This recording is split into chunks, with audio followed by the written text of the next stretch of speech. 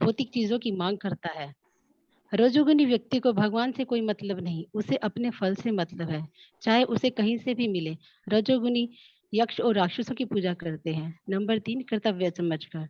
सतोगुनी व्यक्ति समझ जाते हैं कि यह ब्रह्मा जी, शिव जी भगवान किए गए हैं। वह उनका आदर करता है, अपना कर्तव्य समझता है कि भगवान मैं आपका दास हूँ, यह मेरा कर्तव्य है। सात्विक आदमी इसके ऊपर भी जा सकता है, वह भगवान की पूजा भी कर सकता है, लेकिन सतोगुनी मनुष्य अधिकतर देवी देवताओं के पास जाता है। अब कुछ लोग भगवान के पास आते हैं प्रेम से, उनको कृष्ण के सिवा कुछ नहीं चाहिए। भक्त भगवान से नीचे कुछ नहीं चाहता। जैसे कि यशोदा मैया को कृष्ण के अलावा कुछ नहीं चाहिए। अगर कृष्ण समय अवतरित नहीं होते और किसी को अपनी जगह भेज देते, तो क्या यशोदा मैया खुश हो रही थी? नहीं, क्योंकि उन्हें सिर्फ कृष्ण ही चाहिए। शुद्ध भक्तों को सिर्फ कृष्ण ही चाहिए। इसने भगवान की पूजा के बारे में कहीं नहीं लिखा, क्योंकि भगवान की पूजा इन गुणों के अंदर नहीं है, क्योंकि यह तीनों गुण इस भौतिक दुनिया के हैं। पूजा इन तीनों गुणों से बाहर है। भगवान की पूजा शुद्ध सत्व प्रेम से होती है। श्रीमद् भागवतम में 4.3.23 में कहा गया है, सत्वम विशुद्धम वसुदेव शब्दितम। जब व्यक्ति सतोगुनी होता है तो वह वासुदेव की पूजा करता है। तात्पर्य यह है कि जो लोग गुणों से पूर्णतः शुद्ध हो चुके हैं और दिव्य पद को प्राप्त हैं, वे ही भगवान की पूजा कर सकते हैं। हरे कृष्णा प्रभु जी। हरे कृष्णा। आप जब भी हरे कृष्ण प्रेजेंटेशन दें माता जी। वीडियो ऑन रखें अपना, क्योंकि ये रिकॉर्ड होता है और मंदिर को भेजी जाती है। प्रभु जी, अगर मैं वीडियो ऑन करती हूँ तो मेरी आवाज कट होती है, नेटवर्क बहुत स्लो है यहाँ पर।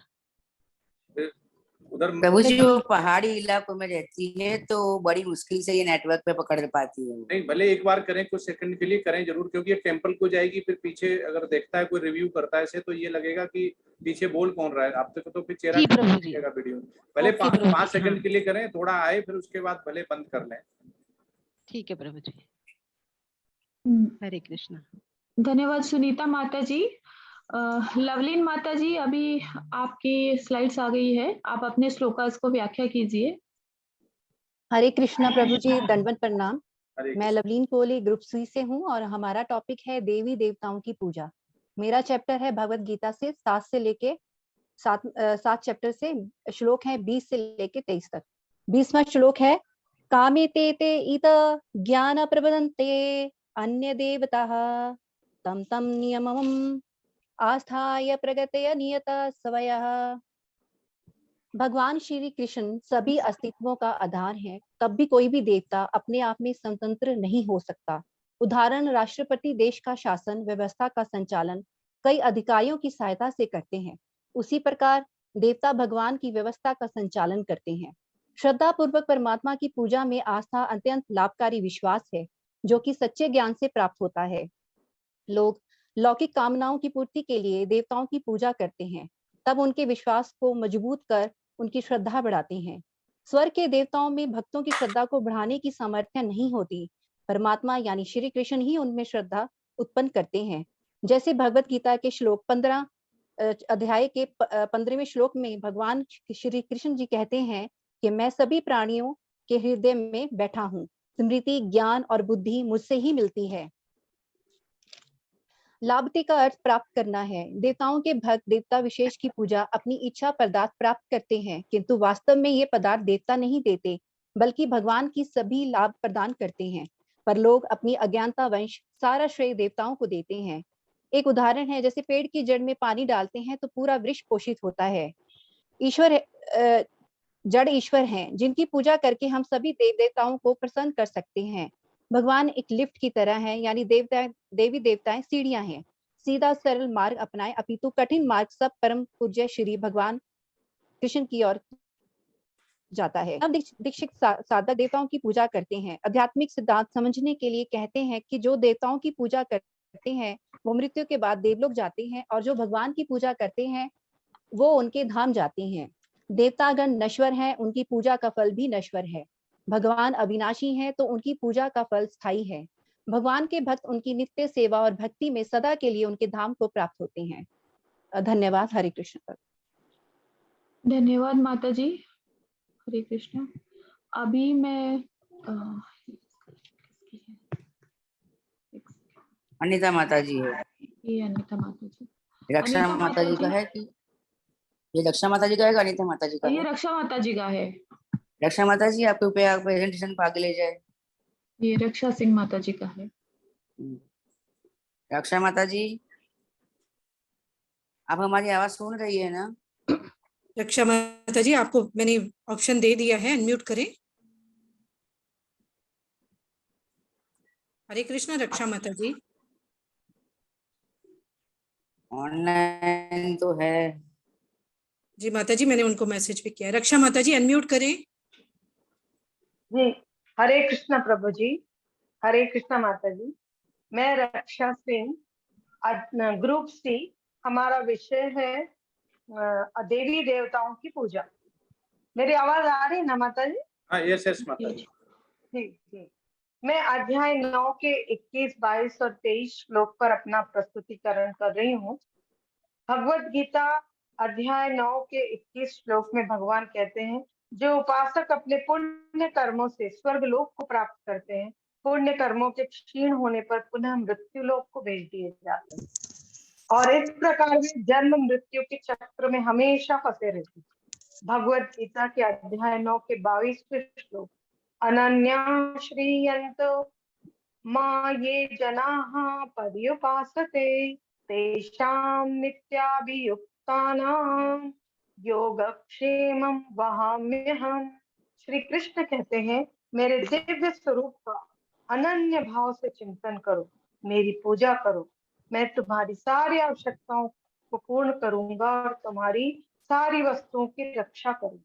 श्रील प्रभुपाद जी कहते हैं, जो भक्त 24 घंटे नवदा भक्ति से भगवान के चरण कमलों की सेवा में लीन रहते हैं, ऐसा भक्त सरलता से भगवान के पास पहुंच जाता है। इसे योग कहते हैं और क्षेम का अर्थ है कृपा में संरक्षण। भगवान सारी बुराइयों से अपने भक्त को सुरक्षित रखते हैं और इस दुखमय संसार में गिरने से उनकी रक्षा करते हैं। अध्याय 9 के 23वें श्लोक में भगवान बताते हैं कि जो भक्त देवी देवताओं की पूजा करता है वह अप्रत्यक्ष रूप से मेरी ही पूजा करता है, लेकिन त्रुटिपूर्ण ढंग से। इस बात को श्री प्रभुपाद जी ने एक उदाहरण से समझाया है कि जब कोई मनुष्य पेड़ की जड़ों में पानी देने के बजाय उसके पत्तियों और टहनियों में पानी डालता है, उसे पर्याप्त ज्ञान नहीं होता, इसीलिए वह ऐसा करता है। तो जिस भक्त को भगवान के विषय में पूरा ज्ञान नहीं होता है, वही देवी देवताओं की पूजा करता है। तो हमें एक ही परमेश्वर की पूजा करनी चाहिए। हरे कृष्ण प्रभु जी, हरे कृष्ण। धन्यवाद माता जी। अनीता माता जी, आपकी स्लाइड्स आ गई, आप अपने श्लोका को प्लीज व्याख्या कीजिए। हरे कृष्णा प्रभु जी, हरे कृष्णा माता जी। मैं अनीता खंडेलवाल ग्रुप सी से हूँ। हमारा टॉपिक है देवी देवताओं की पूजा। मैं अध्याय 9 के श्लोक 25 और 26 की व्याख्या करूंगी। अध्याय 25 में भगवान श्री कृष्ण कहते हैं कि हे अर्जुन, यान्ति देवव्रता देवान, जो देवताओं की पूजा करते हैं वे देवताओं के लोकों को जाते हैं तथा उन्हीं के बीच जन्म लेते हैं। पितृयांति पितृव्रता, जो पितरों को पूजते हैं वे पितरों के पास जाते हैं और वही जन्म लेते हैं। भूतानि यान्ति भूतेज, जो भूत प्रेतों की उपासना करते हैं वे उन्हीं के बीच जन्म लेते हैं। यान्ति मद्या जिनोपिमम, जो मेरी पूजा करते हैं वे मेरे पास आते हैं। इस प्रकार हमारा गंतव्य हमारी उपासना के विषय के चयन पर निर्भर करता है। मेरा ये मत है कि कृष्ण भावना भावित होकर ही कृष्ण तक पहुंचा जा सकता है। यदि कोई सूर्य और चंद्रमा या अन्य लोकों को जाना चाहता है तो वह अपने गंतव्य को बताए गए विशिष्ट वैदिक नियमों का पालन करके प्राप्त कर सकता है। इसका विशद वर्णन वेदों के कर्मकांड अंश दर्शनोपमासी में हुआ है, जिसमें विभिन्न लोकों में स्थित देवताओं के लिए विशिष्ट है। शुद्ध भक्त केवल भगवान कृष्ण की पूजा करके निसंदेह वैकुंठ लोक यानी कृष्ण लोक या भगवत धाम को प्राप्त कर सकता है। कहने का तात्पर्य यह है कि जब देवताओं की पूजा करके कोई स्वर्ग प्राप्त कर सकता है तो फिर शुद्ध भक्त श्री कृष्ण या विष्णु के लोक को क्यों नहीं प्राप्त कर सकता। दुर्भाग्यवश अनेक लोगों को कृष्ण और विष्णु के दिव्य लोकों की सूचना ही नहीं है, अतः न जानने के कारण वे नीचे गिर जाते हैं। इसीलिए कृष्ण भावनामृत आंदोलन इस दिव्य सूचना को समाज में वितरित करता है कि केवल हरे कृष्ण महामंत्र के जाप से ही मनुष्य सिद्ध हो सकता है और भगवत धाम जारी बन सकता है, अर्थात भगवत धाम जा सकता है, जो कि हमारा परम लक्ष्य है। चूंकि आज के युग में यज्ञ कर पाना संभव नहीं है, तो हमें महामंत्र का जप तन मन धन से करना चाहिए, ताकि हम भगवत धाम जाने का मार्ग सुगमता से सुलभ हो जाए। हमें हर समय हरे कृष्ण कृष्ण कृष्ण हरे हरे, हरे राम राम राम हरे हरे इस महामंत्र का जाप करना चाहिए। जिस प्रकार आगरा जाने के लिए हमें आगरा जाने वाली रेलगाड़ी में बैठना पड़ेगा, तभी हम गंतव्य तक पहुंच सकते हैं। दिल्ली जाने वाली गाड़ी में बैठकर हम आगरा नहीं पहुंच सकते। उसी प्रकार हमें कौन सा धाम जाना चाहते हैं, उसका सुगम रास्ता चयन करना होगा। हरे कृष्णा। धन्यवाद माता जी। अभी हमारे सारे डिवोटीज का स्लाइड्स प्रेजेंट हो। अभी मैं एंडिंग प्रेयर के साथ इसको अंत देना चाहती हूँ।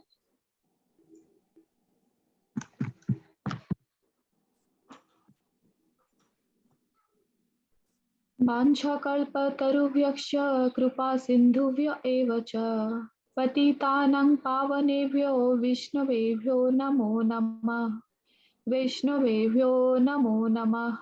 वैष्णवेभ्यो नमो नमः। हरे कृष्ण। धन्यवाद। बहुत अच्छी प्रेजेंटेशन है और काफी मतलब पॉइंट टू पॉइंट बनाई है, और देख सकते हैं कि स्लाइड भी लगभग 10 के आसपास हैं। अगर लास्ट स्लाइड निकाल तो 10 के 8 या 9 होगी, तो ऐसी ही चाहिए होती जो आपने लगभग मेरे हिसाब से 20 मिनट में पूरी कर दी होगी। 3 मिनट तो लगे होंगे स्टार्टिंग में, तो और रिफाइन करके 15 मिनट लाए। होता क्या है, हम कभी जैसे एक निबंध लिखते हैं, जब हमें कुछ नहीं आता है तो हम ज्यादा लिखते हैं। जैसे पहले छोटे पे सुना जाता था कि गाय हमारी माता है, तो गाय हमारी माता पे काफी फेमस है निबंध की। जब नहीं आता तो हम लिखते हैं 4 टांगे हैं, 2 कान हैं, 2 सींग हैं, और ऐसे करके उसको पूरा भर देते हैं। तो जो श्री कृष्णा बोलते भी हैं अपने प्रेजेंटेशन, जो आप प्रेजेंट करते हैं, मतलब प्रेजेंटेशन मतलब वो भी अर्जुन के सामने अपने जो वेद शास्त्र हैं, जो कलयुग में उनको ज्ञान मिलने वाला है, उसको प्रेजेंट करते हैं। तो जब हम करते हैं तो जितना हमें सामने वाले को समझ, क्योंकि हमें ऑडियंस जो है, ऑडियंस कौन से हमारी डिवोटीज हैं, जो जिनको हमें भगवान का जो मुख से बोला है उसको बताना है और कहाँ ले जाना है, भगवत धाम ले जाना है। तो जितना हम समझ के करेक्ट, जितना शॉर्टकट करेंगे उसका हम उतना ही समझ पाएंगे। तो इसमें जो मेरा इस ग्रुप सी से मेरा क्वेश्चन ये है, यहाँ पे देवता जो शब्द आया हुआ है, देवी देवता की पूजा, तो देवी देवता की पूजा अलग से क्यों आया? तो क्या डिफरेंस है देवता और भगवान में, क्या अंतर है? देवी देवता क्यों आया? देवी देवता कौन है? देव और भगवान और देवता में अंतर क्या है? शब्द ही क्यों आया देवी देवता? कौन बताएगा? देवी देवता का शब्द हैंड रेस करके बता सकते हैं।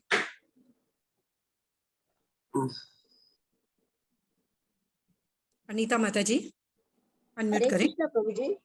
हरे कृष्णा। देवी देवता जो है वो भगवान के पार्षद है। भगवान ने अपने अपने अलग अलग देवी देवताओं को एक एक कार्य सौंप रखा है।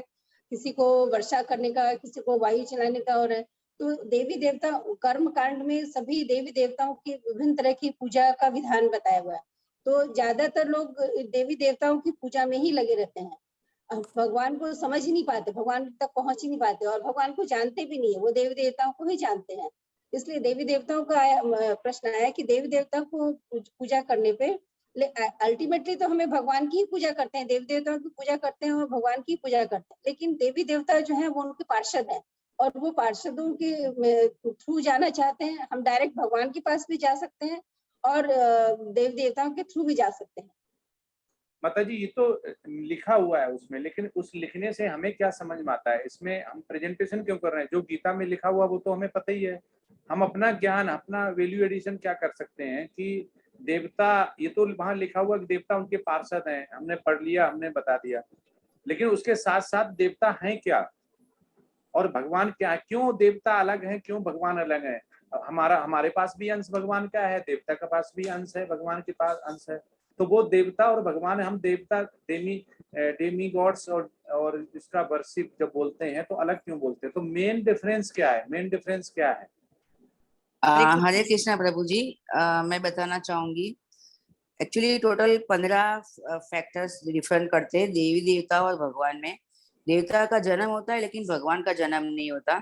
देवता माया से परे है लेकिन देवता माया से परे नहीं है लेकिन भगवान माया से परे है। देवता भगवान के सेवक है। देवताओं का आकार होता है लेकिन भगवान निराकार भी होते हैं। देवता और भगवान में अंतर, भगवान सिर्फ एक है। भगवान के भय से देवता भी सही काम करते हैं और देवता और भगवान में अंतर में भगवान को पाना नामुमकिन भी होता है कभी कभी। भगवान का कभी अंत नहीं होता। देवता कोई भी बन सकता है। देवता और भगवान में अंतर में भगवान सर्वशक्तिमान है। भगवान दुनिया के रचयिता है। देव और भगवान की उम्र अनंत है। देवता स्वर्ग में रहते हैं, देवता भगवान की पूजा करते हैं। और देवता और भगवान में सबसे बड़ा अंतर है, भगवान संपूर्ण है जबकि देवता उनके रिप्रेजेंटेटिव के रूप में काम करते हैं। जो भगवान, जैसे विष्णु भगवान ने सभी के लिए बना के रखा है, जैसे वर्षा के लिए इंद्रदेव को, अग्नि के लिए अग्निदेव को, वायु के लिए वरुण देव को वगैरह। मैं यही कहना चाहती हूँ इसमें। बहुत सुंदर माता जी, आपने धन्यवाद। सरल भाषा में समझाया, बिल्कुल सटीक बताया।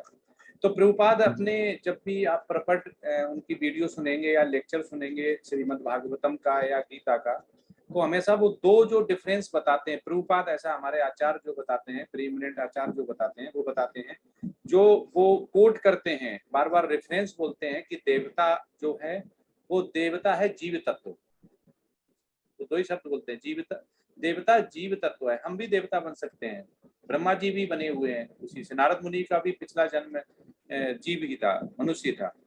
तो ऐश्वर्य समग्रस्य वीरस्य ऐसा सीरिया वो बोलते हैं, प्रभुपाद बोलते हैं। तो ये सब विष्णु पुराण में बड़ा ढंग से लिखा गया है कि देवता और भगवान में क्या अंतर है। तो जो भगवान के लक्षण बताए जाते हैं, 6 जो उनके ऐश्वर्य हैं वो संपूर्ण है, जैसे माता जी ने बताया। लेकिन हमें यहाँ पे ये बताना पड़ेगा कि भगवान क्या है। भगवान ईश्वर के जो लक्षण है 6, वो देवता में नहीं है। पहला डिफरेंस, वो पूर्ण है। सुंदरता, ज्ञान, प्रसिद्धि, धन, शक्ति और त्याग, ये उनके पास पूर्ण है। किसी के पास पूर्ण नहीं है। जैसे धन हमारे पास है, हमसे बड़ा भी कोई अमीर है, उससे भी हम अमीर है। तो ज्ञान वैराग्योस चैव सन्नम भग इतिंगना, ये विष्णु पुराण से वो लिया हुआ है प्रभुपाद ने। तो ये एक डिफरेंस है। दूसरा ये है कि देवतागण जो है वो जीव तत्व है। तो ये जीव तत्व जो होता है, तो लेकिन वो हमसे अपर लेवल के हैं, मनुष्य से अपर लेवल के हैं। क्योंकि हम देवताओं की पूजा करेंगे तो उनके उच्च लोक में जाएंगे, हम पहुंचे नहीं है, इसके मतलब हम उनसे निम्न स्तर पर हैं। जीव हैं पर हमें बहुत उनके जैसे दिव्य गुण लाने पड़ेंगे। देवताओं जैसे, देवताओं के जैसे 65% हो गया, कोई 85% हो गया, जो वैष्णव गुण आ जाते हैं। लेकिन उसे पूर्ण रूप ब्रह्मा हो गए, शिव जी हो गए, विष्णु हो गए, ये सब गुण के बेस पे ही जो अपने आप को वहां पे प्रयुक्त करते हैं। तो देवता भगवान में दो श्री प्रभुपाद सबसे अंतर बताते हैं कि भगवान के पास 6 ऐश्वर्य हैं जो पूर्ण है, देवताओं के पास नहीं है। दूसरा, देवता जो है वो जीव तत्व है।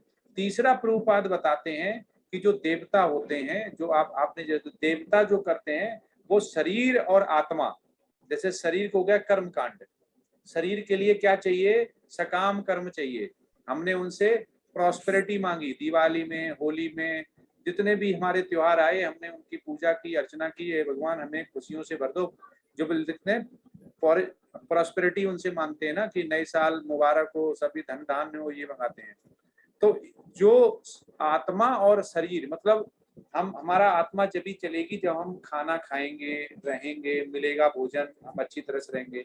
अगर हम भोजन नहीं करेंगे बहुत दिनों तक, महीनों तक, सालों तक, तो हमारा क्या होगा, शरीर छीड़ हो जाएगा। एक दिन ऐसा होगा आत्मा को तृप्ति नहीं मिलेगी, हमारी मृत्यु हो जाएगी। बोलते नहीं कि भुखमरी से मृत्यु हो गई भूख से।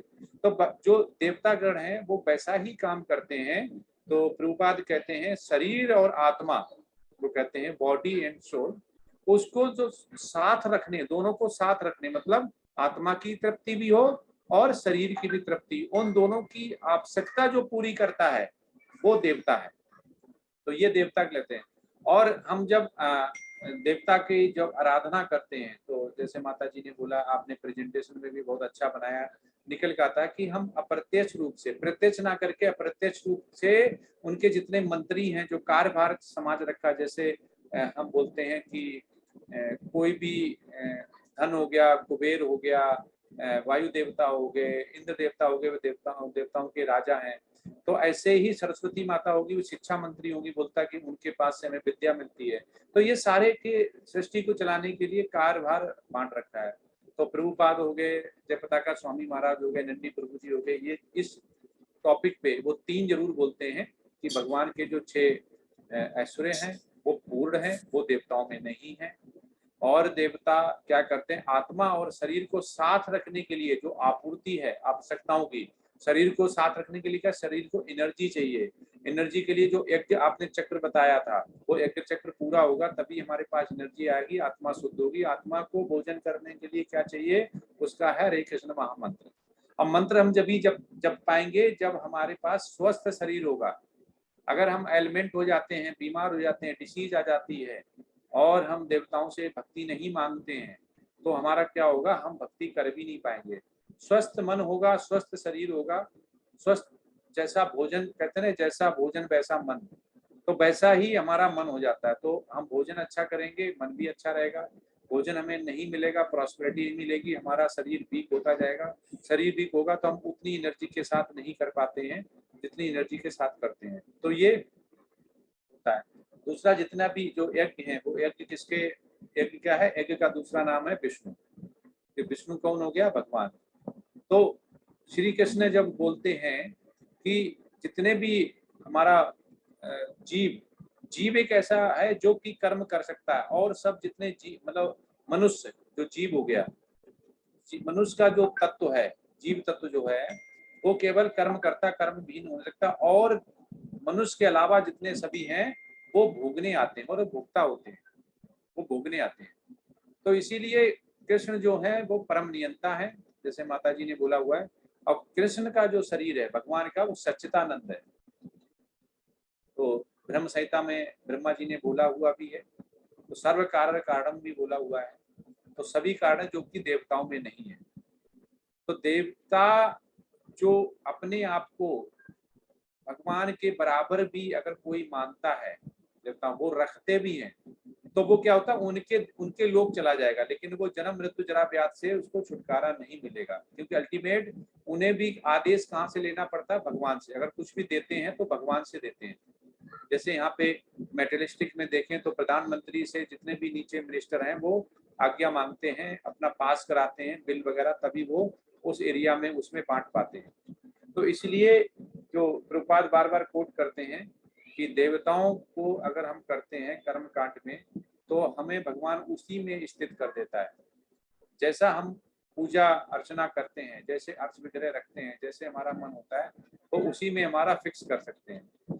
तो यज्ञ से प्रसन्न हो जाते हैं। यज्ञ से प्रसन्न कौन हो जाते हैं, विष्णु भगवान। लेकिन अल्टीमेट आप वैकुंठा लोक जाएंगे, और जीवन जितना भी जीने के लिए हमें जरूरत होती है वो हमारे देवतागण देते हैं। तो इसलिए जीवन देने के लिए इतना लंबा हमारा पीरियड हो गया, हम चीज उनसे मांगते हैं, मिलती जाती है, तो हम उन्हीं को भगवान समझ बैठते हैं कि हमारा, हम पहले नहीं जानते थे, जब तक गीता का हमें ज्ञान नहीं हुआ, और अज्ञानता के कारण ही सारा कुछ होता है। तो हम स्वर्ग लोक को ही इसमें जमीन पे स्वर्ग क्या समझते थे कि हमारे पास अच्छा धन है, हमारे पास सब कुछ है, बच्चे पढ़े लिखे हैं, गाड़ी है, नौकरचारी। बोले कि बहुत अच्छे कर्म किए होंगे। लोग भी बोलते हैं आपने बहुत अच्छे कर्म किए होंगे, जो भी नाम हो, मुखिया जी आपने बहुत अच्छे कर्म किए होंगे, आपकी बेटी शादी हो गई, अच्छे घर चली गई, 2 बेटे हो गए। वो कहते हैं अरे भाई यही स्वर्ग हो गया।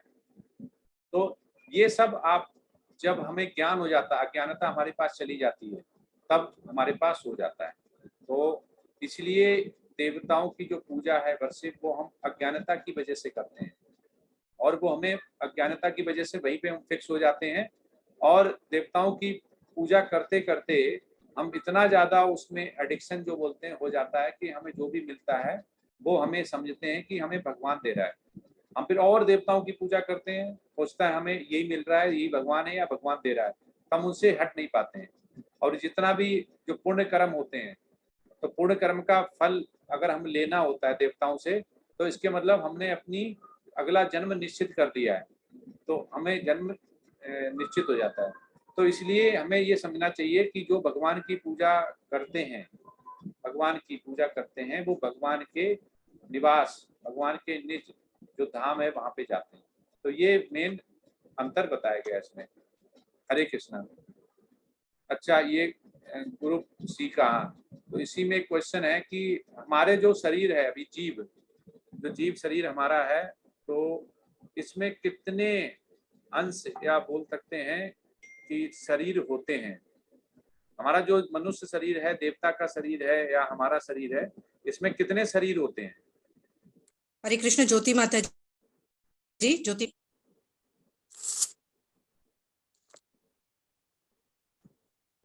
दो प्रभु जी। हरे कृष्णा प्रभु जी। प्रभु जी मुझे कुछ और सवाल पूछना था जो आप बोल रहे थे उसमें से। हाँ पूछिए पूछिए माता जी। प्रभु जी मुझे ये बोलना था, आपने कहा था ना कि हमें भगवान की पूजा करना चाहिए, पर गुरु तो भगवान का प्रतिनिधित्व होता है, तो अगर हम गुरु की तो ठीक है, क्योंकि वो एक वो बोल है भजन के, गुरु गोविंद संग खड़े काकाए बलिहारी, गुरु आपने गोविंद दियो मिलाए। तो अगर हम गुरु को ही भगवान समझकर उसको ही अपना सर्व मान ले कि मेरा माँ बाप भाई बहन अब यही है, किसी ने मुझे तारना है, तो वो चलेगा या वो गलत है? ये पाप होगा, पाप होगा। गुरु कभी भी नहीं बोला कि मुझे भगवान मानो, देवता भी बराबर नहीं। ऐश्वर्य समग्र से वीर से सिरिहा ज्ञान वैराग्यो से चैव सन्नंग भंग इतिंगना, भगवान ने खुद बोला हुआ है विष्णु पुराण में। कोई भी गुरु जो बोनाफाइड स्पिरिचुअल मास्टर होगा, वो अपने आप को कभी भगवान नहीं बोलेगा, पाप समझेगा। दास, अच्छा। हनुमान जो बोलते हैं उनको हम भगवान समझ लेते हैं दास। अगर आप उनके सामने भगवान की प्रशंसा नहीं करेंगे तो हनुमान जी आपको इतना दंड देंगे। अर्जुन के सामने आपने श्री कृष्ण की प्रशंसा नहीं की, अर्जुन की तो आपको दंड मिलेगा। कोई भी दास ये नहीं चाहता। हमारा क्या है, हमारा रोल क्या है? हमारा गुरु भी जीव तत्व है, हमारा गुरु भी मनुष्य है। अब और इसमें विनोद ठाकुरा ने भी लिखा हुआ है कि भलिया तुम्हारे संसारे असिया पेनाना विधि व्यथा तुम्हारे। जो बोला ना कि हमारा क्या होता है शरीर, हम क्या करते हैं, हम जैसा शरीर लेके आते हैं वैसा ही हमारा हो जाता है। तो हमारा गुरु जो है वो क्या है, वो उनको भगवान का जो भी वेद शास्त्र के उनकी नॉलेज ट्रांसफॉर्म कर रहा है, हमें दे रहा है। लेकिन वो हम भगवान मान देंगे तो अपराध है। गुरु कभी नहीं बोलेगा मैं अपराध। जो बोलता है गुरु कि मैं भगवान हूँ, बहुत सारे गुरु ऐसे हैं मार्केट में जिनको वो बोलते हैं हमें भगवान है। इसलिए भगवान ने तो विराट रूप दिखाया था। तो विराट रूप दिखाने के बाद ही तो ये पता चला था कि भगवान कौन है। तो वो आप बोल सकते हैं उनको, जो भी गुरु हो, अगर आप मान रहे हैं कि वो भगवान है, तो आप गुरु से बोलिए हम भगवान मानते हैं, आप मुझे अपना विराट रूप दिखाइए। तो जो जीव की जो स्वाभाविक स्थिति है, जीव मतलब हो गया, चाहे वो देवता हो, वो जीव से ही बने हुए, चाहे वो गुरु हो चाहे मनुष्य हो, तो उसका होता है जीवेरे सब रूपा हया।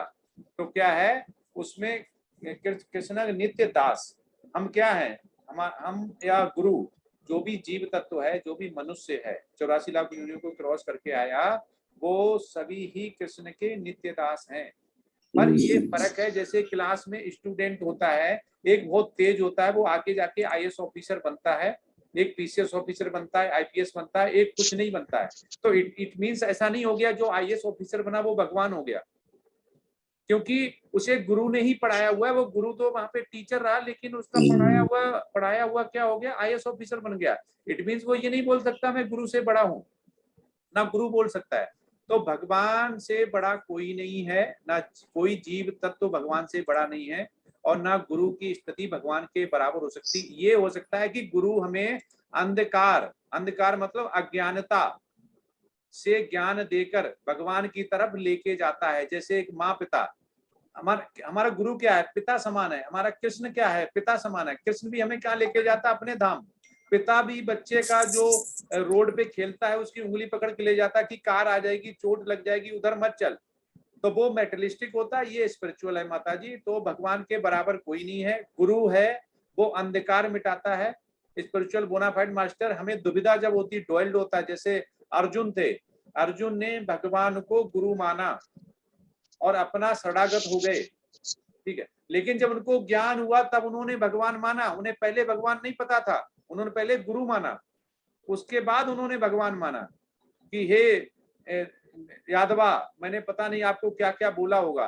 तो हमारी जो स्थिति है माता जी, वो हमारी स्थिति एक ही है, हमारी स्थिति है कृष्ण नित्य दास, चाहे कोई भी जीव होगा। तो प्रभु जी, अगर हम भी अर्जुन की तरह भगवान कृष्ण को ही अपना गुरु मानकर पूर्ण समर्पण कर दें, तो वो ठीक है? क्योंकि स्पिरिचुअल गुरु तो चाहिए, स्पिरिचुअल गुरु तो चाहिए, गुरु के बिना तो कोई भी नहीं तर सकता। तो अगर हमने सरेंडरेंस करना ही है तो कृष्ण को ही सरेंडर कर दे, वो फिर ठीक है, वो ही हमारा गुरु, अब जो करना है वो ही करे। हाँ, यस, बिल्कुल राइट है। आप ये बताइए माता जी, आपके दादा होंगे? हाँ, नहीं, they have had a demise. हाँ, हो गया ना? हाँ जी। ठीक है, दादा का कोई क्वेश्चन या कोई चीज होगी, अब उसको बताने वाला दादा चाहिए, तो आपको करेक्ट कौन करेगा? आपको करेक्ट करना हो, दादा के कोई चीज हो, आप उससे उसके बारे में जानना चाहेंगे, तो यार आपके दादाजी बताएंगे ना? हाँ जी। तो दादाजी तो है नहीं, तो कौन बताएगा? कोई प्रतिनिधि जो उनका। हाँ, हाँ जी। तो भगवान हर जगह, हम नित्य दास हैं तो भगवान हर जगह नहीं आ सकता। हमने थोड़ी 16 माला जब भी आंखें बंद करी, हे भगवान मैं तो आपके अधीन हो गई, आप मुझे प्रकट होकर दर्शन दें और मेरा मार्ग बताएं। नहीं, क्योंकि हम नित्य दास हैं, हमें भूलना नहीं चाहिए। दूसरा, हमारा प्रेमिनेंट गुरु जो है वो श्रील प्रभुपाद है, और श्रील प्रभुपाद हमें क्या होता है, हमें स्पिरिचुअल मास्टर बोनाफाइड जीवित क्यों चाहिए? जीवित मतलब लाइव, जो हमें करेक्ट कर पाए, तो हमें करेक्ट कर पाए, हम गलतियां करें जिससे हम क्वेश्चन पूछ पाए। तो इसलिए हमें स्पिरिचुअल मास्टर वो चाहिए जो जीवित हो इस समय। अगर हम भगवान को मान लेंगे तो भगवान तो हमें दिव्य आंखों से दिखाई देता, तो हमें करेक्ट कौन करेगा? हम गलतियां करते जाएंगे और गलतियों को बहुत बड़ी पोटली जमा हो जाएगी। उसके बाद हम सोचेंगे कि हिमालय माता जी तो चलेंगी भगवत धाम, हम बैकुंठा लोक में लटके हुए उधर ऐसे दरवाजा खटका रहे हैं, अरे हिमालय माता जी हम तो इधर रह गए, हमें उधर खींचो। तो अज्ञानता की वजह से हम इधर रह जाएंगे। तो पहली बात, हमारा जो गुरु होना चाहिए वो स्पिरिचुअल बोनाफाइड स्पिरिचुअल मास्टर होना चाहिए, वो जीवित होना चाहिए। अब डायरेक्ट श्री कृष्णा को करेंगे तो श्री कृष्णा ने क्या बोला हुआ है कि गुरु शिष्य परंपरा में हमने अपना ज्ञान ब्रह्मा जी को दिया, ब्रह्मा जी ने अपना ज्ञान नारद मुनि को दिया, नारद मुनि ने अपना ज्ञान वेद व्यास जी को दिया, वो सुखदेव गोस्वामी सिंह को दिया, आचार्य जी को दिया। ऐसे करते करते वो किसके पास है? श्रील प्रभुपाद के पास आया, जय पताका स्वामी महाराज के पास आया, नंदी प्रभु जी के पास आया, फिर हम जैसे लोगों के पास आया। तो इसमें अगर एक भी कड़ी टूट गई, श्री कृष्णा को भी अगर सभी गुरु मान लेते, अर्जुन भी मान लेते, तो उनको तो गीता देने की जरूरत ही नहीं पड़ती। सभी द्वापर त्रेता युग सतयुग सभी कृष्णा को ही मानते, और वो कृष्णा वहीं से बैठे बैठे सबको तथास्तु बोल देता। तो ऐसे सृष्टि नहीं चलती, क्योंकि हम विद्रोह करके आए हुए हैं और यहाँ पे हम करेक्ट होने आए। जीव एक ऐसा तत्व है, मनुष्य एक तत्व है जिसको ज्ञान हो सकता है, जो पढ़ सकता है, बोल सकता है, वेद शास्त्र समझ सकता है, भाषा समझ सकता है भगवान की माता जी। इसलिए हम भगवान को ही भगवान समझने दें, हम उसके शरणागत हो सकते हैं। अर्जुन के सामने भगवान प्रत्यक्ष थे, अर्जुन उनका पार्षद था, शुद्ध भक्त था, उसने बहुत जन्मों में भगवान के साथ लीलाएं की होंगी, इसलिए वो भगवान के पार्षद, लीला में पार्षद बना और उनको प्रत्यक्ष दर्शन हुए। हम इतने शुद्ध नहीं हैं, हमने बहुत पाप कर्म किए होंगे, इसलिए हम मनुष्य का जीवन मिला और इस दुखालय पे आए हैं। अर्जुन को भी मिला था, पर अर्जुन को योग माया ने ऐसा बनाया हुआ था, हमें महामाया ने बनाया हुआ, तो दोनों माया में बहुत फर्क है माता जी। इसलिए हमें गुरु के शरण में ही जानी चाहिए, जिसको वेद शास्त्र की नॉलेज है, जो महात्मा है, जो ऋषि है, जो मुनि है, वो ही हमारा उद्धार करेगा।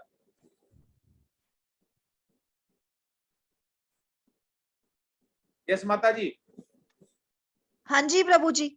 हमें जीवित गुरु ही चाहिए जो हमें करेक्ट कर पाए, ठीक है। हम जिससे अपने क्वेश्चन पूछ पाए। जैसे मैं आपके सामने हूं, मैं गुरु नहीं हूं, मैं आप ही में से एक स्टूडेंट हूं, थोड़ा होशियार सा मान सकते हो बस क्लास में, इसलिए हमें ये दी गई। हम आपस में, जैसे एक टीचर होता ना, एक स्टूडेंट को बता देता, बोला इससे सभी लोग ले लेना, तो वैसा ही हम कोई शिक्षा गुरु नहीं, कोई दीक्षा गुरु, लेकिन जो गुरु होगा, प्रमाणिक होगा, उससे आप क्वेश्चन पूछ सकते हैं, उसके पास जा सकते हैं, उसे अपनी दुविधा बता सकते हैं, वो आपको सोल्यूशन बताएगा। भगवान आपको सोल्यूशन नहीं बताएगा, किसी के द्वारा बताएगा, क्योंकि हम नित्य दास हैं। भगवान हमें थोड़ी प्रॉब्लम हुई, बच्चे ने रोटी नहीं खा रहा, अरे भगवान जल्दी आ जाओ, रोटी नहीं खा रहा है इसको, तो भगवान रोटी नहीं देगा उसको, आपको खुद ही खिलाना पड़ेगा। तो ये फर्क है माता जी। ठीक है Prabhu ji. Hare Krishna. The next presentation. Hare पहले कृष्णा वाले सुमन अग्रवाल माता पहले जी। वाले लोअर कर लें हैंड अपने। पहले वाले प्रभु जी पहले वालों का को-होस्टिंग निकाल दीजिए प्रभु जी, बाकी सब हैंड डाउन ही है सबके। ठीक है। सुमन अग्रवाल माता जी।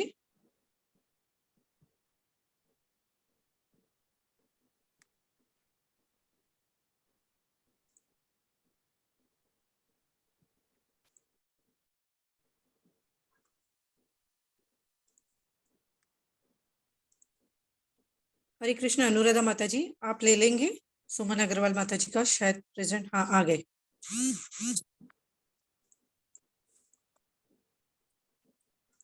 प्रभु जी सुमन अग्रवाल माता जी भी आए। हाँ मैं अनीशा कारिया माता जी ना।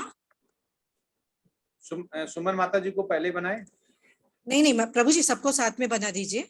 रूमा माता जी करेंगे। विनोदर प्रभु जी भी हैं। जी जी, उसके बाद जिनके हैंड रेस है सभी हैं। सभी हैं। रंजना कारिया माता जी हैंड रेस करें।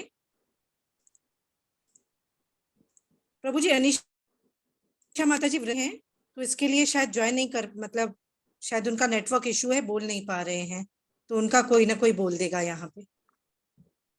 ठीक है। हैंड रेस किया है प्रभु जी उन्होंने। अनीशा काकरिया। हाँ जी जी। हाँ सभी को बना दिया, कोई बचा है इसमें? ठीक है, स्टार्ट करिए। हरे कृष्णा रूमा माता जी। बहुत सुंदर सब्जेक्ट है ये। हरे कृष्णा प्रभु जी, दंडवत प्रणाम। हरे उपस्थित सभी भक्तों को हरे कृष्णा, और हम सभी की तरफ से आप सभी को दंडवत प्रणाम। तो क्या मैं स्क्रीन शेयरिंग स्टार्ट करूं प्रभु जी? हाँ यस यस।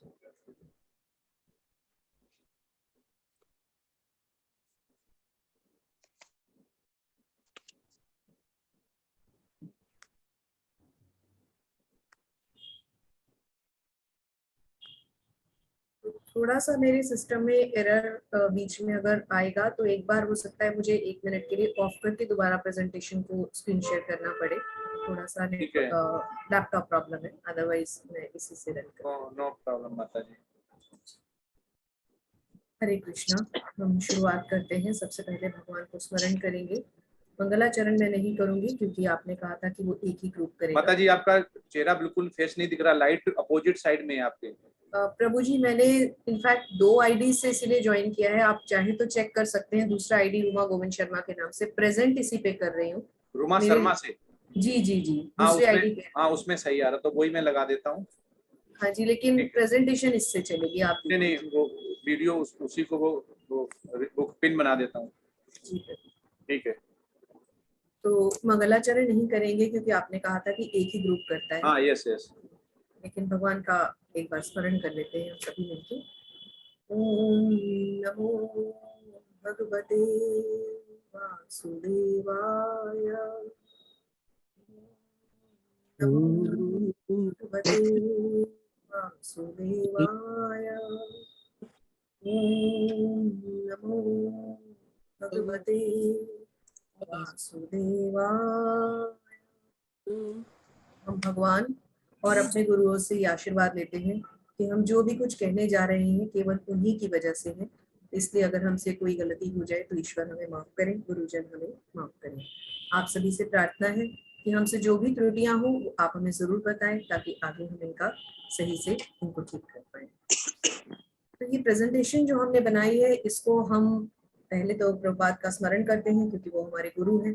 फिर इसका समर्पण में हम पूरी तरह से श्री प्रभुपाद को ही करते हैं क्योंकि पिछले हफ्ते हमें प्रेजेंट करना था जब प्रभुपाद का तिरुभाव दिवस था। और हम अपनी प्रेरणा का स्तोत्र बताते हैं इस्कॉन बेंगलुरु को, जिनके कारण हम ये पठन पाठन कर पा रहे हैं। और हमारा विशेष धन्यवाद सभी शिक्षा गुरुओं के साथ साथ श्री नामनिष्ठा प्रभु जी को, जिनके कारण हम यहाँ तक पहुंच रहे हैं, भगवद गीता पढ़ पा रहे हैं, प्रचार और प्रसार कर पा रहे हैं। तो आज हम एक बहुत ही विशेष टॉपिक के साथ आए हैं, ईश्वर, जीव और प्रकृति। और इस संदर्भ में मैं हमारी वरिष्ठ भक्त अनुराधा माता जी से कहूंगी कि वो कृपया ईश्वर, प्रकृति और जीव के बारे में हमें बताएं कि ये तत्व क्या है और इस पर प्रकाश डालें। हरे कृष्ण। हरे कृष्णा अनुराधा माता जी। धन्यवाद रुमा माता जी। हरे कृष्णा। तो भगवत गीता 5 मुख्य विषय के बारे में बात करती है: ईश्वर, जीव, प्रकृति, काल और कर्म। ईश्वर सभी जानते हैं कि सर्वज्ञ है, सर्वव्यापी है, अविनाशी है। और जीव ईश्वर का अंश है, जीवित इकाई है।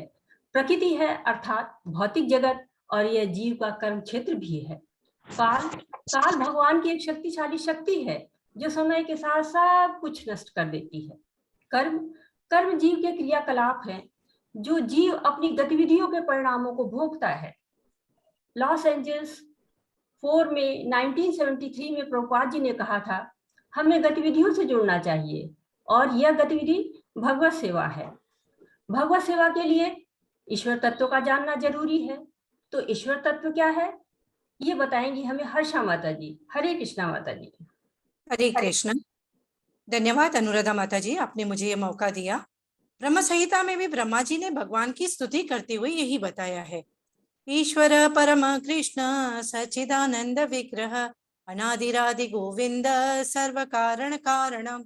श्री कृष्ण परम ईश्वर है तथा सच्चिदानंद है। वे आदि पुरुष गोविंद समस्त कारणों के कारण हैं। जब तक हम भगवत ज्ञान समझ नहीं लेते तब तक हम सबके मन में एक उत्सुकता बनी रहती है कि एक ईश्वर आखिर धरती पर क्यों आते हैं। यह एक प्रश्न अक्सर मनुष्य के मन में उठता ही होगा, क्योंकि वे पालक, संहारक, नियंता, सृजनकर्ता अर्थात सब कुछ वे ही हैं। फिर भी वो धरती पर क्यों आते हैं? तो इसको भगवान ने हमें अध्याय 4 के 7वें और 8वें श्लोक में समझाया है। यदा यदा हि धर्मस्य ग्लानिर्भवति भारत अभ्युत्थानम् धर्मस्य तदात्मानं सृजाम्यहम् परित्राणाय साधूनां विनाशाय च दुष्कृतां धर्म संस्थापनार्थाय संभवामि युगे युगे। भगवान बताते हैं कि मैं 3 कारणों के कारण इस धरती पर आता हूँ। पहला कारण है अपने भक्तों की रक्षा के लिए, दूसरा दुष्टों के संहार के लिए, और तीसरा धर्म की पुनर्स्थापना करने के लिए। और भगवान कहते हैं कि जो मेरे आने और जाने के संबंधित इन 3 कारणों को समझ लेता है वह अवश्य ही भगवत धाम को प्राप्त करता है। इसकी पुष्टि भगवान ने अध्याय 4 के 9वें श्लोक में की है। स्वयं भगवान श्री कृष्ण ने अपने व्यक्तित्व के गुणों की व्याख्या करते हुए अध्याय 4 में हमें समझाया है, जो हम समझेंगे। ईश्वर के कई रूप हैं, उनके विभिन्न रूपों को सिर्फ एक शुद्ध भक्ति समझ सकता है।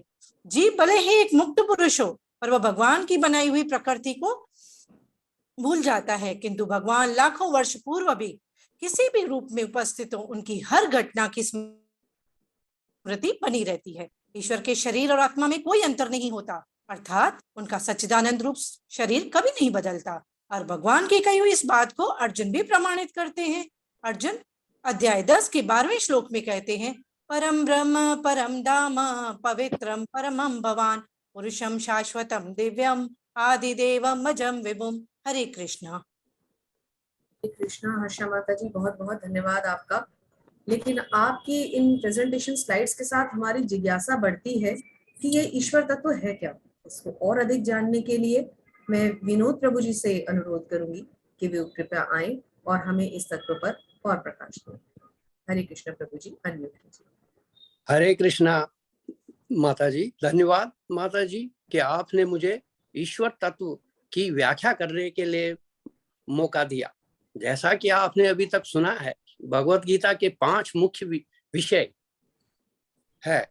इन 5 में से एक मात्र जो सर्वज्ञ है, सर्वव्यापी है, सर्वोच्च है, शाश्वत है, वही ईश्वर है। अन्य 4 जीव, प्रकृति, काल और कर्म ईश्वर के अधीन है। ईश्वर स्वयं ज्ञान है, ज्ञाता है, पूर्ण है और प्रधान है। आगे भगवत गीता 7.7 में भगवान, जो मनुष्य अपने सभी कर्म श्री भगवान को समर्पित कर देता है, उन्हें परम लक्ष्य समझकर उनकी आराधना करता है, अनन्य भक्ति भाव से उनका ध्यान करता है, मन को उनमें स्थिर करके अपनी चेतना को उनके साथ एकीकृत कर देता है, वे उसे शीघ्र ही जन्म मृत्यु के सागर से पार कर उनका उद्धार कर देते हैं। भगवत गीता 7.21 में भक्त जिस भी रूप में, जिस भी कर्मकांड से श्रद्धा और निष्ठा से पूजा करता है, श्री भगवान उसी रूप में उस भक्त की आस्था को मजबूत करने के लिए उत्तर देते हैं। भगवत गीता 5.29 में श्री भगवान के प्रति पूर्ण चेतना में रहने वाला व्यक्ति उन्हें सभी यज्ञों और तपों का परम लाभार्थी, सभी ग्रहों और देवताओं के सर्वोच्च भगवान और सभी जीवों के हितैषी और शुभचिंतक जानकर भौतिक दुखों के कष्टों से शांति प्रदान करता है। ईश्वर सभी ग्रहों और उन पर देवताओं के स्वामी है, उससे बड़ा कोई नहीं है। वो देवताओं में सबसे महान भगवान शिव और भगवान ब्रह्मा से बड़े हैं।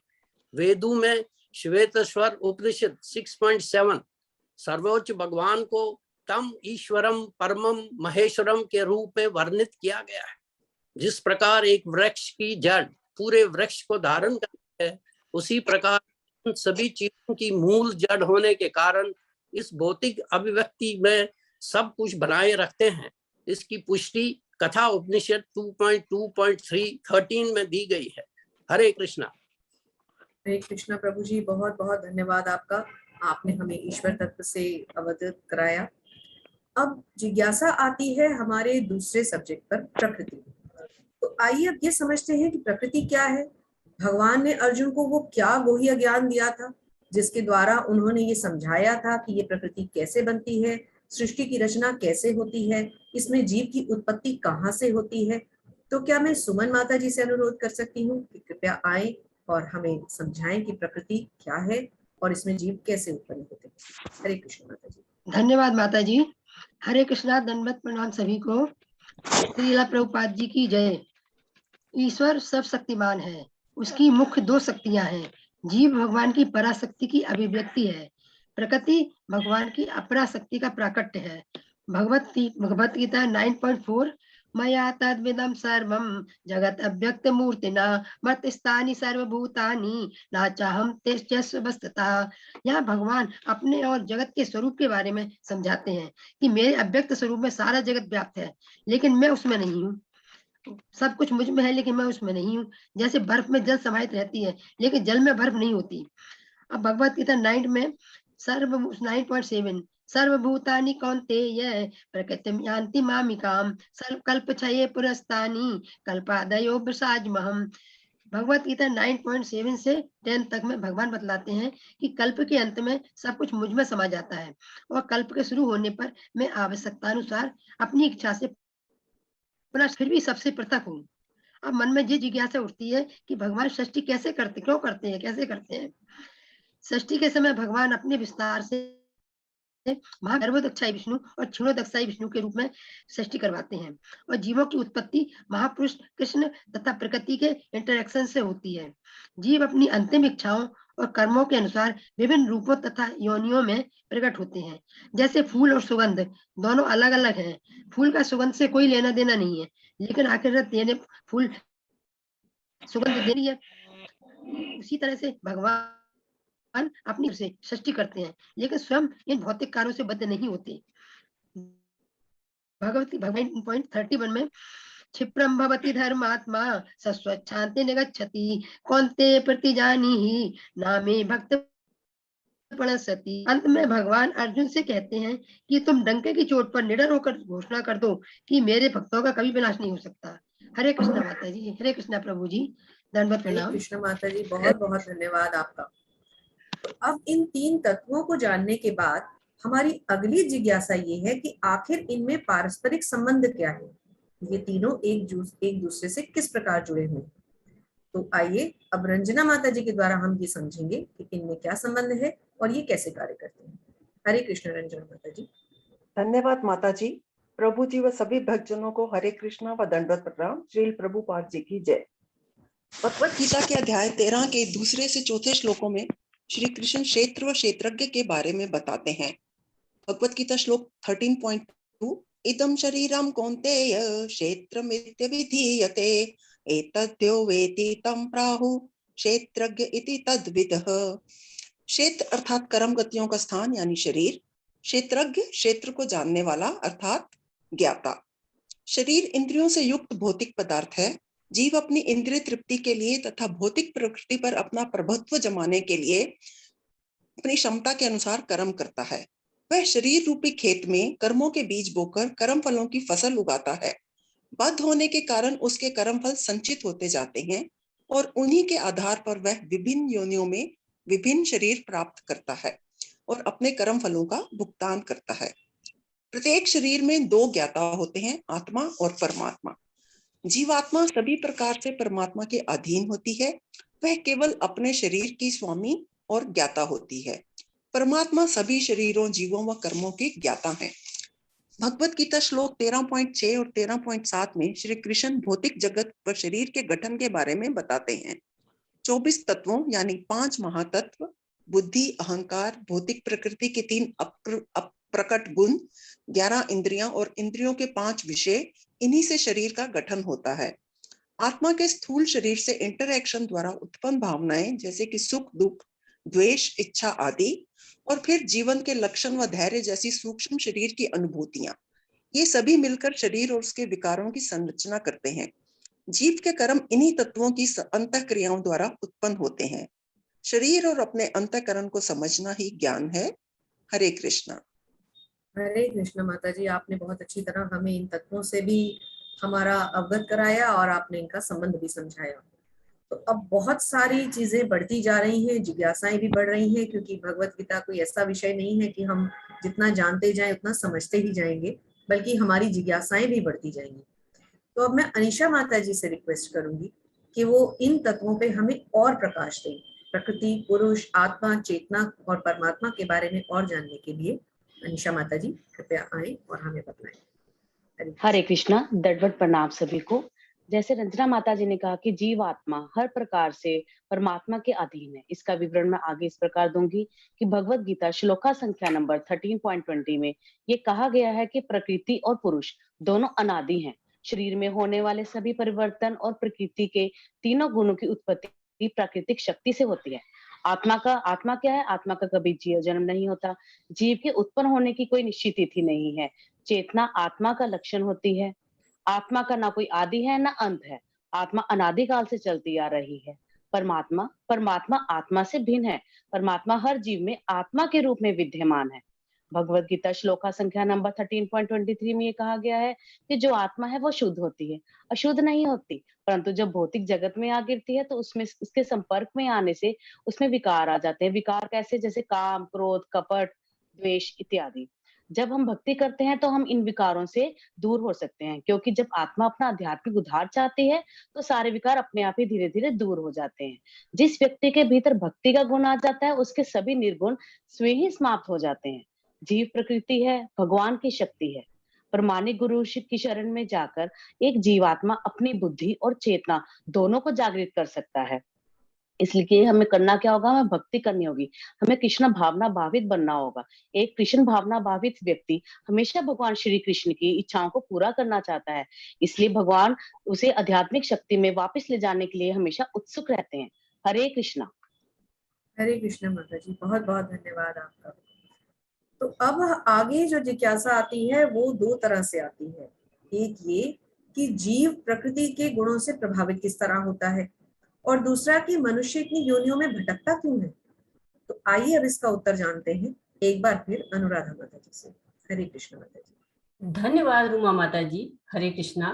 तो इस तरह हम अपने सहयोगियों के द्वारा शरीर के ज्ञाता, आत्मा, परमात्मा और इनकी व्याख्या के दौरान 3 विषय भगवान, जीव और पदार्थ के बारे में समझ रहे हैं। तो हमें जीव और पदार्थ के बारे में क्यों समझना है? भगवान को समझना ही पर्याप्त है। तो धर्म बिना दर्शन के कोरी भावुकता है, और धर्म बिना दर्शन के कोरी भावुकता है, और दर्शन बिना धर्म केवल मानसिक ऊहापोह है। तो श्रील प्रभुपाद जी कहते हैं कि प्रकृति समस्त भौतिक कारणों तथा उसके परिणाम की हेतु होती है। यह परमेश्वर की भौतिक अभिव्यक्ति है तथा नित्य भी है और अनादि भी है। यह ब्रह्मांड के उत्पन्न होने से पहले भी थी और महाविष्णु में लीन हो गई, और जब आवश्यकता पड़ी तो महत तत्व के द्वारा प्रकट हो गई। तो प्रकृति में कार्य और कारण का भाव तो रहता ही रहता है। भगवत गीता 13.22 में कहा गया है, पुरुष प्रकृतिस्थो ही भुक्ते प्रकृति जान पुराण। कारणम गुण संगस्य सदयोनि जन्मशु। तो जीव को प्रकृति में ही जीवन बिताते हुए, भोग करते हुए, संगति के कारण ही देहांतर की प्रक्रिया से गुजरना पड़ता है।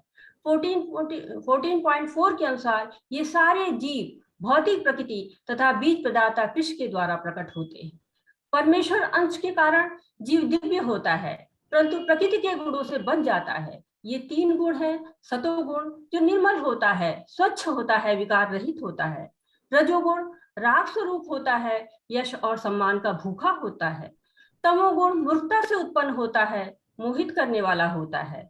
जीव इसी प्रकृति के अनुसार इच्छा करता है और इस जीव के शरीर में ही एक दिव्य उपदृष्टा अर्थात साक्षी भाव होता है और अनुमंता अर्थात अनुमति देने वाला होता है, और प्रकृति उस इच्छा को पूरी करने के लिए संसाधन जुटाती है। सबसे अधिक बुद्धिमान जीव ब्रह्मा से लेकर नगण्य जीव चींटी तक 84 लाख योनियां सूक्ष्म मन तथा स्थूल शरीर की इच्छाओं के अनुसार भौतिक संसार का भोग करती रहती हैं और सुख दुख को प्राप्त होती रहती हैं। अब इसी विषय को आगे बढ़ाने के लिए मैं अनामिका माता जी से अनुरोध करती हूँ। हरे कृष्णा माता जी। हरे कृष्णा। धन्यवाद अनुराधा माता जी। हरे कृष्णा सभी को। हरे कृष्णा प्रभु जी। चैप्टर नंबर 50 में अर्जुन परम ज्ञान देते हुए भगवान इस भौतिक जगत की तुलना एक ऐसे वृक्ष से करते हैं जिनकी जड़ ऊपर और शाखाएं नीचे की ओर फैली हुई है। यहाँ जड़ों को भागवत धाम, टहनियों को इंद्र विषय और पत्तियों को वेद बताया गया है। जो कोई भी इस वृक्ष यानी भौतिक जगत की आसक्त होती, उसकी मुक्ति का एक ही मार्ग है, भगवान से आसक्ति। श्लोका नंबर 50.7 में भगवान बताते हैं,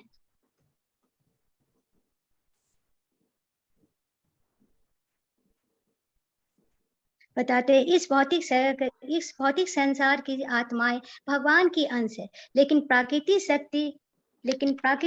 शक्ति बंधन के कारण वे मन सहित 6 इंद्रिया यानी कान, आंख, नाक, जीभ, नाक, स्पर्श इंद्रिया, त्वचा के साथ संघर्ष करती है। शिव परमेश्वर का सनातन रूप से सूक्ष्म अंश है। परमेश्वर का अंश होने के कारण जीवों में भी उनकी आशिक गुण पाए जाते हैं। जीव अपनी स्वतंत्रता मानते हुए मुक्तवंश भगवान से अपना संबंध भूल जाते हैं। इस प्रकृति में आते हुए वे गुणों से वंशीभूत होकर भवबंधित हो जाता है। जिस प्रकार वायु सुगंध को एक स्थान से दूसरे स्थान पर ले जाती, उसी प्रकार देहधारी आत्मा सब पुराने शरीर को त्याग करता है और नए शरीर में प्रवेश करता है, तो उस समय वो अपने साथ अपनी देहांत बुद्धि अर्थात मन और इंद्रिया को भी ले जाते हैं। श्लोका नंबर 50.16 में भगवान कहते हैं कि इसके अलावा 2 प्रकार के पुरुष, चर और अचर, च्युत और अच्युत। चर नाशवान सभी व्यक्ति और उनकी भौतिक का शामिल है, इसमें परिवर्तन के अधीन सब कुछ शामिल है। चर सर्वाणि भूतानि, अचर अविनाशी में आध्यात्मिक दुनिया की वह सब कुछ शामिल है जो परिवर्तन के अधीन नहीं है। इन दोनों के ऊपर एक पुरुष है जिसे पुरुषोत्तम परमात्मा के रूप में जाना जाता है, सो सभी में व्याप्त है। अंत में भगवान कहते हैं, जो कोई भी संशय रहित होकर श्री कृष्ण को परम पुरुषोत्तम भगवान के रूप में जानता है और मानता, वही ज्ञाता है। कृष्ण भावनावित व्यक्ति इस मार्ग पर चलकर परम पुरुष के परम धाम को प्राप्त करता। हरे कृष्ण। हरे कृष्ण माता जी, बहुत बहुत धन्यवाद आपका। अब तक सभी सहयोगियों ने हमें सब तरह के तत्व बताए, उन तत्वों का क्या ज्ञान था वो भी बताया। भगवत गीता में से छांट कर कुछ श्लोक हमने लिए, उन पर अपना अपना विचार रखने की कोशिश की। इस प्रस्तुति का अंत हम करेंगे भगवान के द्वारा कहे हुए एक श्लोक से, 18वें अध्याय का 66वां श्लोक, जहाँ भगवान कहते हैं कि सर्वधर्म परित्याज्य मामेकम शरणम व्रज, सभी धर्मों का त्याग कर दो और मेरी शरण में आ जाओ। अहम त्वाम सर्व पापेभ्यो मोक्ष विष्यामि मा शुचः, अर्थात मैं तुम्हें सब पाप कर्मों से मुक्त कर दूंगा, डरो मत। तो आइए भगवान के इस ऐलान के साथ अब हम ये समझते हैं, हमारी अंतिम जिज्ञासा, कि इतनी बड़ी बड़ी शब्दों को सुनने के बाद हम वहां तक पहुंचेंगे कैसे। ईश्वर, प्रकृति, जीव, इसकी इतनी बड़ी फिलॉसफी, ये सब कैसे होगा, भगवत धाम कैसे मिलेगा। तो अंत में हम भगवान के द्वारा कहे हुए एक श्लोक का स्मरण करते हैं। तद्विधि प्रणिपातेन परिप्रक्षेण सेवया उपदेक्ष्यन्ति ते ज्ञानम ज्ञानिनस्तत्त्वदर्शिनः भगवान ने हमें कहा है कि आध्यात्मिक गुरु की शरण में जाओ। क्यों? क्योंकि गुरु ने सत्य को देखा है। ऐसे गुरु जो सत्य को जानते हैं वो हमें भगवान जरूर मिलेंगे। मैंने एक लेक्चर में भी सुना था, वही यहाँ पर कोट किया है कि भगवान की कृपा से हमें गुरु मिलते हैं और फिर गुरु की कृपा से हमें भगवान मिलते हैं। तो इसीलिए हमने भी अपनी स्लाइड का एक एक शब्द अपने गुरुदेव श्रील प्रभुपाद को समर्पित किया है। हम सभी की तरफ से आप सभी को धन्यवाद। हम सभी की तरफ से इस स्लाइड का हर शब्द श्रील प्रभुपाद को समर्पण। हमसे कोई भी भूल हुई हो तो हे प्रभुपाद आप हमें माफ करें और आप सभी मिलकर हमारी पथ प्रदर्शक बने। जो भी गलतियां हुई हैं हमें जरूर बताएं। तो इसके साथ ही मैं सभी वैष्णवों को प्रणाम करती हूँ हमारी पूरी टीम की तरफ से। वाञ्छाकल्पतरुभ्यश्च कृपा सिन्धुभ्य एव च पतितानां पावनेभ्यो वैष्णवेभ्यो नमो नमः। अनंत कोटि वैष्णव वृंद की जय। श्रील प्रभुपाद की जय। कार्तिक महामहोत्सव की जय।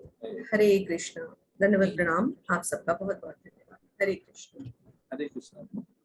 बहुत सुंदर प्रेजेंटेशन और सारा कुछ ही इसमें कवर किया हुआ है और आप लोगों ने काफ़ी मेहनत करके आए। इसमें सीनियर डिवोटी जो हैं पहले से काफ़ी महारत हासिल है। अनुराधा माता जी, उनकी इसमें हमें छाप दिख रही है कि उन्होंने काफ़ी आप लोगों को सहायता की है और ऐसे शब्द आ रहे हैं और आप लोग काफ़ी जो पारंगत बोलते हैं पारंगत हो गए हैं। इसमें सब कुछ कवर है, ऐसा कुछ नहीं बचा है कि जिसको हमारा क्वेश्चन पेपर आया और आंसर में हम नहीं लिखे हों। तो मतलब सब कुछ आपने डाला हुआ है और काफ़ी, लेकिन इसको थोड़ा कोशिश करें कि हम कम स्लाइड्स में बता पाएँ। जैसे ज़्यादा स्लाइड्स हैं तो ज़्यादा दिखेगा, लेकिन क्या होता है जैसे हेलो इफेक्ट बोलते हैं ना, कि अगर जैसे 2 डिवोटी जा रहे हैं, मान लो दीक्षा की इनिशिएशन के लिए इंटरव्यू हो रहा है मान लो, तो पहला अगर इनिशिएशन के लिए जो डिवोटी है उसने सिर्फ बहुत अच्छे क्वेश्चन बताए और दूसरे वाले ने नहीं बताया तो दोनों में कंपेयर हो जाएगा। अगर एक का इंटरव्यू पहले दिन हो, दूसरे का इंटरव्यू दूसरे दिन हो, तो दोनों में हेलो इफेक्ट नहीं आता है। और पहले वाले का खराब हो और दूसरे वाले का अच्छा हो तो पहले वाला बहुत ज्यादा खराब लगेगा। तो इसीलिए प्रेजेंटेशन का जो सबका कॉमन होना चाहिए कि चाहे कोई भी जितने भी हो 15 मैक्सिमम। जो एनएनडी प्रभु जी बोलते हैं वो तो डांटते भी थे अगर 15 से ज्यादा कर दो, क्योंकि उनको नहीं अच्छा लगता। वो बोले 5-10 मिनट में खत्म हो जाए कि लेवल 4 में रहे। लेवल 4 के लिए 3 चीजें बड़ी मैंडेटरी हैं जो रिक्वायरमेंट है। पहला है वस्त्र, आपको बैचलर जैसे कोशिश करें पहनने के। दूसरा है बैचलर तिलक लगा के वीडियो बनाने की, क्योंकि आप लेवल 4 में आ रहे हैं। टूवर्ड्स प्रीचिंग, प्रभुपाद ने जैसे बोला हुआ है, आप प्रीचिंग के, अगर हम कृष्णा के लिए प्रीचिंग नहीं करते हैं तो there is no use of learning Gita, learning Bhagavatam. भगवान श्री कृष्ण, श्री चैतन्य महाप्रभु और श्रील प्रभुपाद, जय पताका स्वामी महाराज, एनडी प्रभु, सबका ही मूड मिशन क्या है? प्रीचिंग। प्रीचिंग मतलब अंडरस्टैंडिंग। हम स्टूडेंट रहते हुए भी प्रीच कैसे कर सकते हैं? श्रील प्रभुपाद का एक ही था। जितने भी आचार्य लोग बोलते हैं, श्री कृष्णा ने खुद बोला हुआ है अर्जुन को, तो अर्जुन का हमें अनुसरण करना है। अर्जुन ने सीखा और हमारे कलयुग में लेके आए, हमने सीखा, हम कलयुग में ही दे दें तो ही बहुत है। तो बैसड़ब, तो जो एनडी प्रभु जी हमें बोलते थे कि वीडियो ऑन करना है, और दूसरा हो गया बैसड़ब वाले वस्त्र पहनने हैं और बैसड़ब तिलक जरूर धारण करना है। क्योंकि हमें लगना चाहिए हम भगवत धाम की तरफ जा रहे हैं, हमें लगना चाहिए हम अपने गुरु की तरफ जा रहे हैं, जिससे कि हम अज्ञानता मिटाने के लिए उनका हाथ पकड़ रहे हैं। तो हमें पहले से डिफरेंस दिखना चाहिए। पहले हम जीन्स पैंट पहनते थे, फिर हम कुर्ता पैजामा पे आए, कुर्ता धोती पे आए। ये ट्रांसफॉर्मेशन है, किधर से? मेटेरियलिस्टिक से स्पिरिचुअल की तरफ से। तो प्रेजेंटेशन में तो हम गीता से रेफरेंस लेके आते हैं और जगह से रेफरेंस लेके आते डाल देते हैं, लेकिन हमारे आत्मा के लिए क्या हो रहा है? हमारे जो बॉडली, हमारा जो स्ट्रक्चर है उसमें हमारे आत्मा शुद्ध हो रही नहीं हो रही, हमारे इंद्रियां कंट्रोल हो रही नहीं हो रही, हमारी बुद्धि कंट्रोल हो रही नहीं हो रही है। ये सब किससे दिखाई देता है? जितना ही हम पैसड़ब अपनाते जाते हैं, पैसा है। तो ये हमारा 3 चीजें जो लेवल 4 के लिए हैं। ऐसा मतलब फोर्स नहीं है कि इसको करना ही करना है, लेकिन ये अगर होती है तो हमें ये दिखाई देता